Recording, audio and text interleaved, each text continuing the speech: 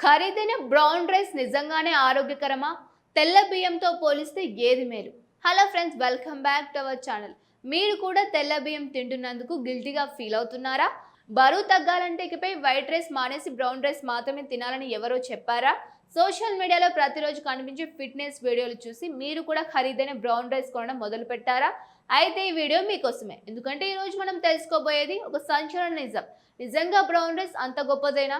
White rice నిజంగానే ఆరోగ్యానికి శత్రువా, లేక మనం ఎన్నో సంవత్సరాలుగా నమ్ముతున్న విషయాల్లో చాలా వరకు అపోహలేనా? ఈ వీడియో చివరి వరకు చూస్తే మీ ఇంట్లో ఏ బియ్యం వాడాలో మీరే నిర్ణయించుకోగలుగుతారు.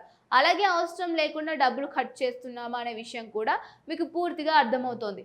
మన భారతీయుల జీవితంలో అన్నానికే ప్రత్యేక స్థానం ఉంది. ఉదయం టిఫిన్ ఎంత బాగా చేసినా మధ్యాహ్నం అన్నం లేకపోతే చాలా మందికి భోజనం చేసిన ఫీలింగే రాదు. దక్షిణ భారతదేశంలో అయితే అన్నం కేవలం ఒక ఆహారం కాదు, అది మన సంస్కృతిలో భాగం. కానీ గత కొన్నేళ్లుగా పరిస్థితి పూర్తిగా మారిపోయింది. సోషల్ మీడియా, ఫిట్నెస్ ఇన్ఫ్లుయెన్సర్లు, డైట్ కోచ్లు, జిమ్ ట్రైనర్లు ఇలా చాలా మంది ఒకే మాట చెబుతూ ఉన్నారు: వైట్ రైస్ తినొద్దు, బ్రౌన్ రైస్ మాత్రమే తినండి. దీంతో చాలా మంది తెల్ల బియ్యం అంటే భయపడే పరిస్థితి వచ్చింది. అయితే అసలు ప్రశ్న ఏమిటంటే, ఒకప్పుడు మన తాతలు, అమ్మమ్మలు, నానమ్మలు, తాతయ్యలు దాదాపు జీవితాంతం తెల్ల బియ్యమే తిన్నారు. వారిలో చాలా మంది వందల వరకు కూడా ఆరోగ్యంగా జీవించారు. మరి ఇప్పుడు ఒక్కసారిగా అదే బియ్యం ఆరోగ్యానికి శత్రువుగా ఎలా మారిపోయింది? అసలు మారింది బియ్యమా, లేక మన జీవన శైలా? ఈ ప్రశ్నకు సమాధానం తెలుసుకున్నారంటే చాలా సందేహాలు తొలగిపోతాయి. ముందుగా బ్రౌన్ రైస్ అంటే ఏమిటో తెలుసుకుందాం.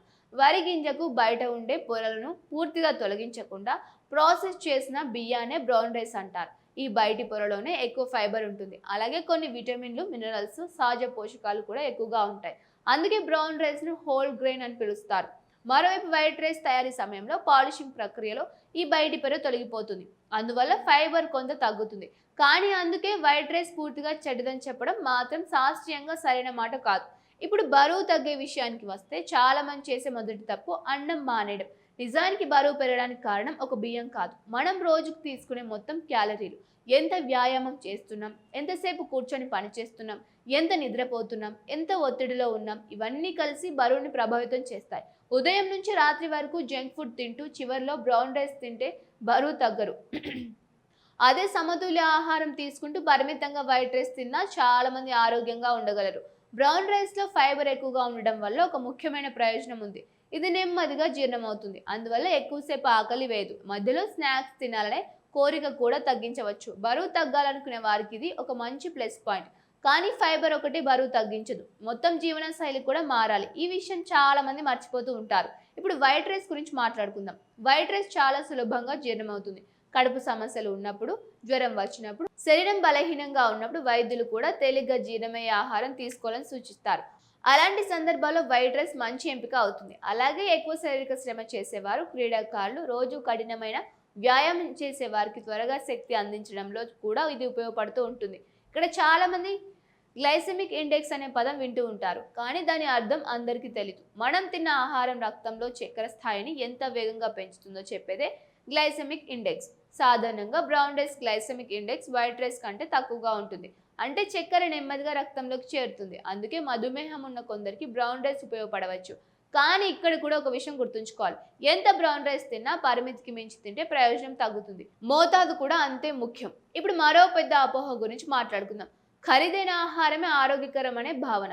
ఈ రోజుల్లో మార్కెటింగ్ చాలా బలంగా పనిచేస్తోంది. ఒక ఉత్పత్తిని సూపర్ ఫుడ్ అని ప్రచారం చేస్తే చాలా మంది దాన్నే కొనేస్తూ ఉన్నారు. కానీ నిజమైన ఆరోగ్యం ఒక్క ఆహారంతో రాదు. మన ప్లేట్లో పప్పులు ఉండాలి, కూరగాయలు ఉండాలి, ఆకుకూరలు ఉండాలి, పెరుగు ఉండాలి, పండ్లు ఉండాలి, సరిపడా ప్రోటీన్ ఉండాలి. వీటితో పాటు తీసుకునే బియ్యం కూడా సమతుల్యంగా ఉండాలి. అప్పుడే పూర్తి పోషకాహారం అందుతుంది. మరో ముఖ్యమైన విషయం ఏమిటంటే, మనం బియ్యంతో ఏమేమి తింటున్నాం అనేది ఎక్కువ ప్రభావం చూపిస్తుంది. ఒక పెద్ద ప్లేట్ వైట్ రైస్తో పాటు ఎక్కువ నూనె ఉన్న కూరలు, ఫ్రైలు, స్వీట్లు తింటే క్యాలరీలు ఎక్కువగా ఉంటాయి. అదే పరిమితంగా అన్నం తీసుకున్న, ఎక్కువ కూరగాయలు, పప్పు, సాలడ్, పెరుగు తీసుకుంటే ఆరోగ్యకరమైన భోజనం అందుతుంది. అంటే సమస్య బియ్యంలో మాత్రమే కాదు, మొత్తం ప్లేట్లో ఉంది. చాలా మంది ఒక రోజు బ్రౌన్ రైస్ తిన్న వెంటనే బరువు తగ్గిపోతామని అనుకుంటారు. కానీ శరీరంలో కొవ్వు కరగడం అనేది చాలా నెమ్మదిగా జరిగే ప్రక్రియ. క్రమం తప్పకుండా వ్యాయామం, సరైన నిద్ర, మంచి ఆహారం, ఒత్తిడి తగ్గించడం ఇవన్నీ కలిపి పనిచేస్తేనే ఫలితం కనిపిస్తుంది. ఒక బియ్యం మార్చడం వల్ల జీవితంలో అద్భుతం జరిగిపోదు. ఇప్పుడు ఎవరు ఏ రైస్ తినాలనే ప్రశ్నకు వస్తే బరువు తగ్గాలనుకునేవారు, ఎక్కువ ఫైబర్ కావాలనుకున్నవారు, ఎక్కువసేపు కడుపు నిండుగా భావన కోరుకునేవారు, వైద్యుల సలహాతో మధుమేహాన్ని నియంత్రించుకోవాలనుకునేవారు బ్రౌన్ రైస్ను ఒక ఎంపికగా చేసుకోవచ్చు. మరోవైపు పిల్లలు, ఎక్కువ శారీరక శ్రమ చేసేవారు, జీర్ణక్రియ సమస్యలు ఉన్నవారు, త్వరగా శక్తి అవసరమయ్యేవారు పరిమితి మోతాదులో వైట్ రైస్ కూడా తీసుకోవచ్చు. అయితే మీ ఆరోగ్య పరిస్థితిని బట్టి వైద్యుడు లేదా అర్హత కలిగిన డైటీషియన్ సలహా తీసుకోవడం ఉత్తమం. చివరిగా ఒక విషయం మాత్రం ఎప్పటికీ గుర్తుంచుకోండి. ఆరోగ్యాన్ని నిర్ణయించేది ఒక ఆహారం కాదు, మీరు రోజు ఎలా జీవిస్తున్నారు అనేది ముఖ్యం. రోజుకి 8 గంటలు కూర్చొని పనిచేస్తూ, వ్యాయామం చేయకుండా, తక్కువ నిద్రపోతూ, ఒత్తిడితో జీవిస్తూ కేవలం బ్రౌన్ రైస్ తింటే ఆరోగ్యం రాదు. అలాగే సమతుల్యమైన ఆహారం తీసుకుంటూ, క్రమం తప్పకుండా నడుస్తూ, వ్యాయామం చేస్తూ, మంచి జీవనశైలిని పాటిస్తే పరిమితి మోతాదులో వైట్ రైస్ కూడా చాలా మందికి సమస్య కాదు. కాబట్టి సోషల్ మీడియాలో వచ్చే ప్రతి సలహాను గుడ్డిగా నమ్మకండి. మీ శరీరానికి ఏది సరిపోతుందో తెలుసుకొని నిర్ణయం తీసుకోండి. మీ ప్లేట్లు రంగురంగుల కూరగాయలతో నింపండి. సరిపడా ప్రోటీన్ తీసుకోండి. నీరు ఎక్కువగా తాగండి. క్రమం తప్పకుండా వ్యాయామం చేయండి. అప్పుడు మీరు తినే బియ్యం కంటే మీ జీవనశైలి మీ ఆరోగ్యాన్ని ఎక్కువగా కాపాడుతుంది. ఈ అంశంపై మీ అభిప్రాయం ఏమిటి? మీరు ఇంట్లో వైట్ రైస్ తింటారా, బ్రౌన్ రైస్ తింటారా, లేక రెండింటిని మారుస్తూ ఉంటారా?